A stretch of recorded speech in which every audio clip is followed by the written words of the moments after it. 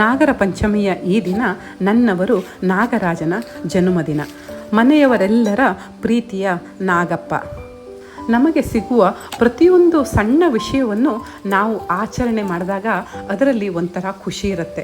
ದೇವರು ಕೊಟ್ಟ ಪ್ರತಿಯೊಂದು ದಿನವನ್ನು ನಾವು ಸಂಭ್ರಮಿಸಬೇಕು. ನಾವು ಅಷ್ಟೇ ನಾಗರ ಪಂಚಮಿಯ ಈ ದಿನ ದೇವಸ್ಥಾನಕ್ಕೆ ಹೋದ್ವಿ, ನಾಗಪ್ಪನ ಪೂಜೆ ಮಾಡಿದ್ವಿ.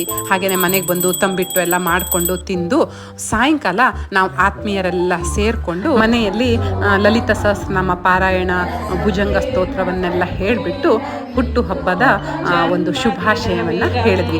ಏನು ಚೆನ್ನಾಗಿತ್ತು ಗೊತ್ತಾ? ಎಲ್ಲರೂ ಸೇರಿ ಹರಸುವಾಗ ಅದೇನೋ ಒಂದು ಖುಷಿ.